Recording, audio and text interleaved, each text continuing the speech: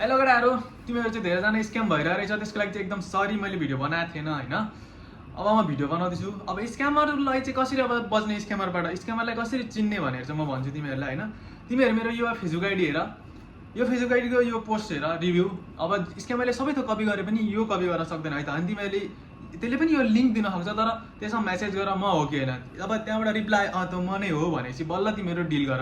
अनि अर्को मेन उपाय भनेको तिमीहरू मेरो यो वाट्सएप नम्बरमा जाऊ, मेसेज गर, अथवा तिमीहरू यो ग्रुप जोइन गर। यो ग्रुप जोइन गरेपछि तिमीहरूलाई एकदम इजी हुन्छ, किनभने त्यो ग्रुपको एडमिन म मात्रै छु र त्यो ग्रुपमा म मात्रै डिल गर्छु है त। त्यसै भए चाहिँ तिमीहरू स्क्यामबाट बच्यो। तर तिमीहरू अब जुन पाए त्यही टिकटकमा मेरो भिडियो डाउनलोड गरेर हालेको, मेरो नाम राखेको मैयो भनेर गएर त्यहाँनिर डिल गरेर लास्टमा त्यहाँ स्क्याम खाएर आएर मलाई गाली गर्न चाहिँ सुहाएन है। त्यो चाहिँ नगर। अलिकति तिमीहरू पनि बुझ्नुपर्ने हो यति कुरो होइन। तिमीहरूले पनि जान्नुपर्ने हो। हल्का कमन सेन्स युज गर्यो भने हुन्छ केटाहरू होइन। अब धेरै स्क्याममा नपर। म पनि जति बेला पाएँ त्यति बेला फ्री हुँदैन, काम हुन्छ मेरो पनि होइन। आफ्नो काम हुन्छ, कसले मेरो फेक आइडी बनायो, कसले स्क्याम गरिरह, यो हेरेर बस्न म भ्याउँदिनँ होइन। त्यसको लागि एकदम सरी, पर्सनल काम हुन्छ मेरो पनि।